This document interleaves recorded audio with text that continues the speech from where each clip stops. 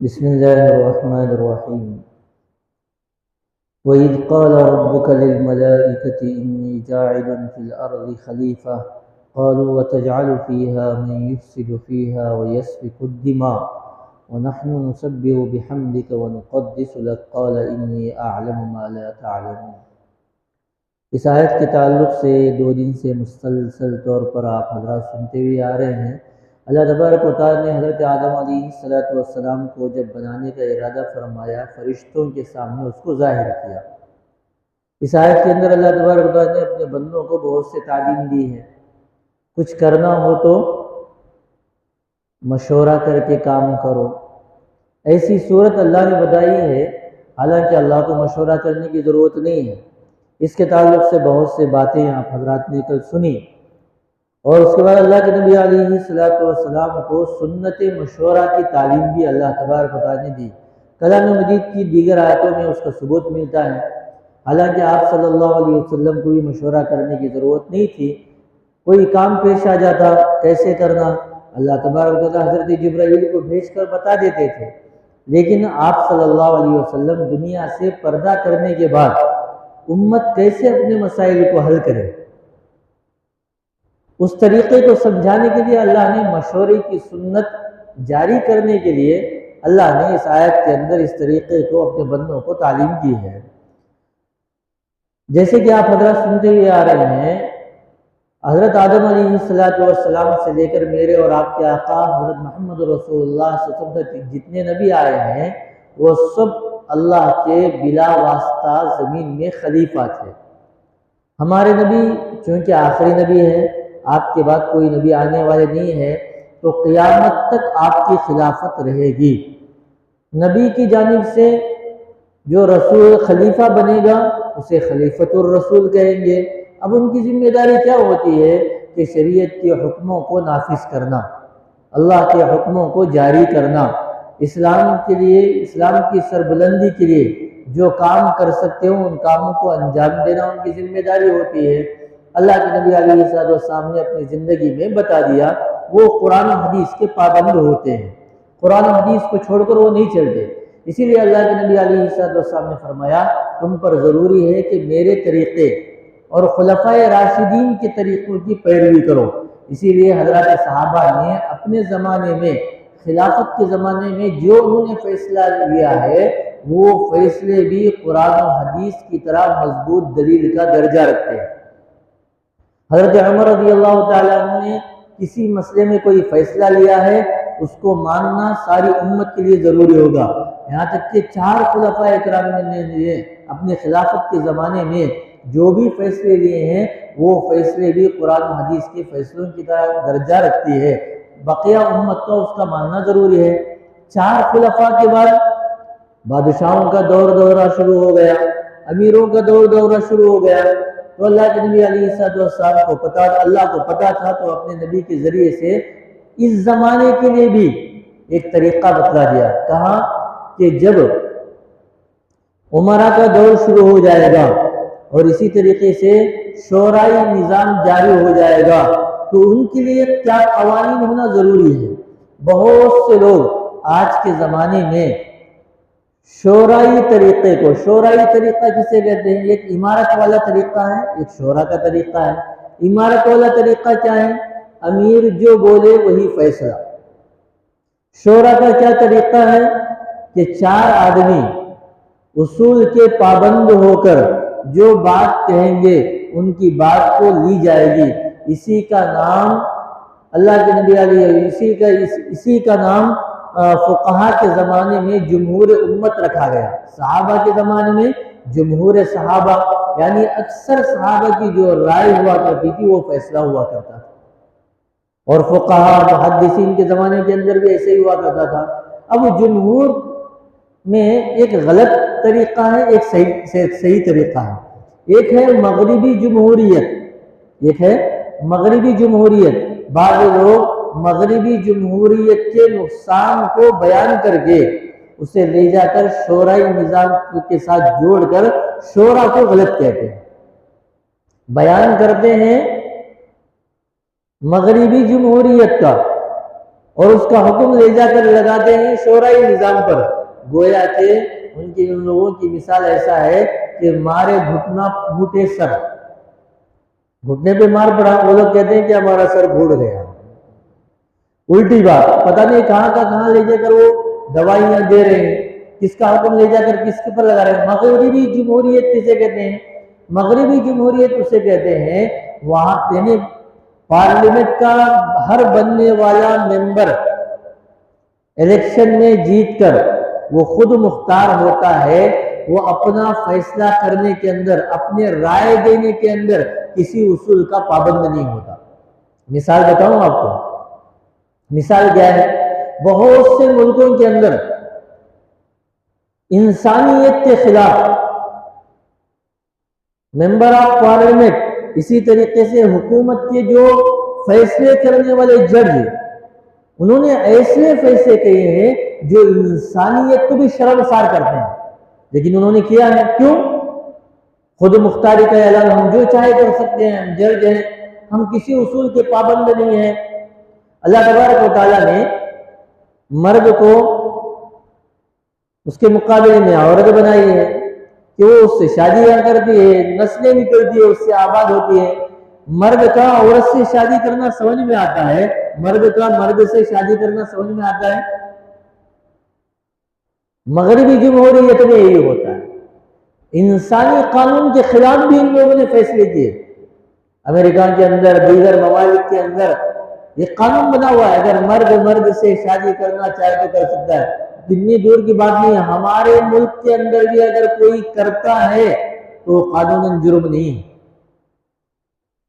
وہ قانوناً جرم نہیں ہے، وہ کسی اصول کے پابند نہیں ہے۔ حالانکہ انسانیت کا سب سے بڑا اصول ٹوٹتا ہے بے حیائی کا یہ فیصلہ، لیکن مغربی جمہوریت ہے، اس کا فیصلہ کر رہے ہیں وہ لوگ۔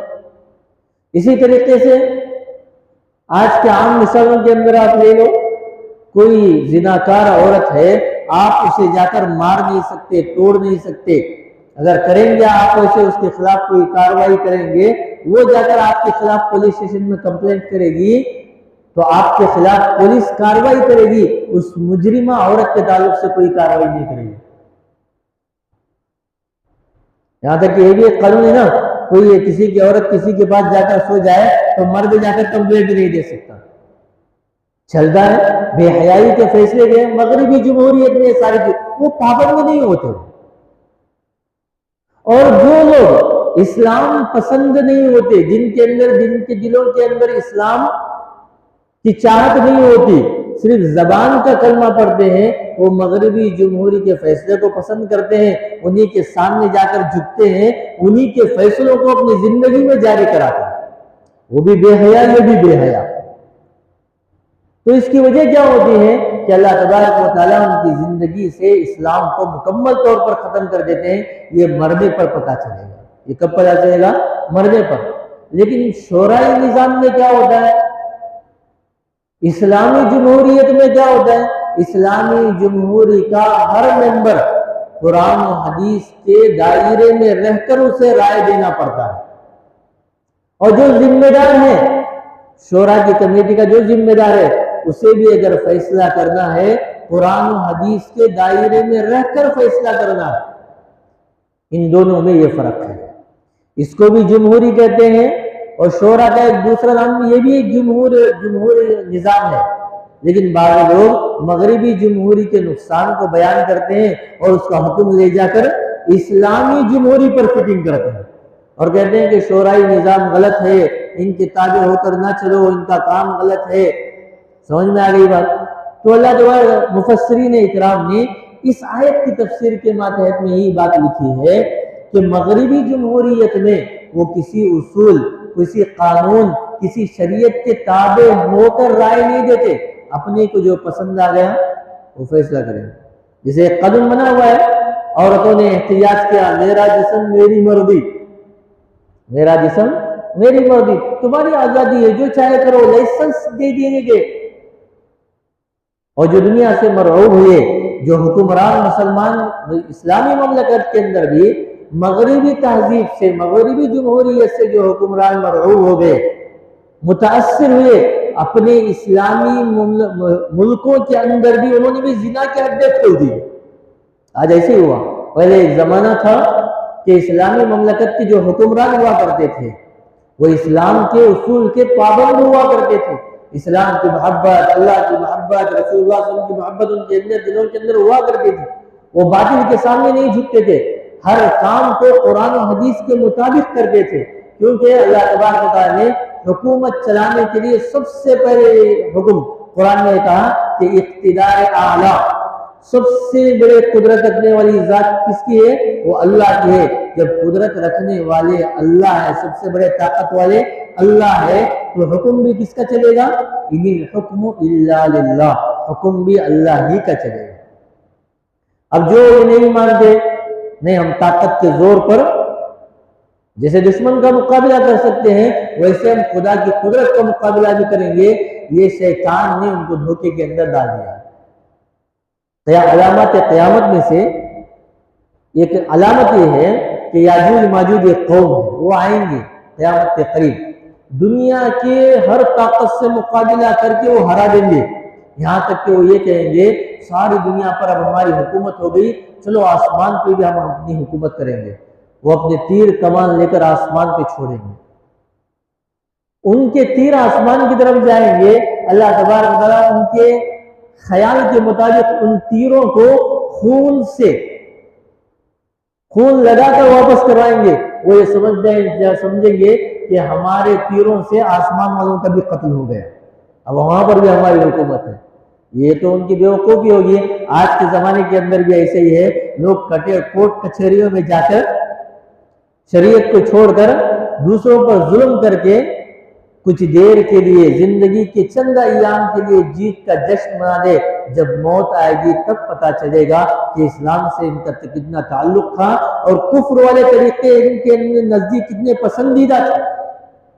اسی لیے اللہ تبارک و تعالیٰ مسلمانوں سے خاص طور پر یہ کرے، اگر تمہاری زندگی میں کوئی اختلاف آ جائے تو اللہ اور اس کے رسول کی طرف جاؤ، علم والوں کی طرف جاؤ، قرآن و حدیث کے مطابق اپنی زندگی کے فیصلوں کو حل کرو، اور جو اس بات کو نہیں مانتا یا تو اللہ تبارک و تعالیٰ عبرت ناک دوسروں کو عبرت دینے کے لیے ان کا حشر عبرت ناک بنا دیتے ہیں، یا تو کل قیامت کی ان کی ضرور پکڑ ہوگی۔ تو اللہ تبارک و تعالیٰ کلام مجید کی اس آیت کے اندر یہی فرما رہے ہیں کہ مشورہ، اس کا حکم اللہ تبارک و تعالیٰ نے اپنے نبی کو دیا ہے، سنت اس آیت کے اندر سکھلائی ہے۔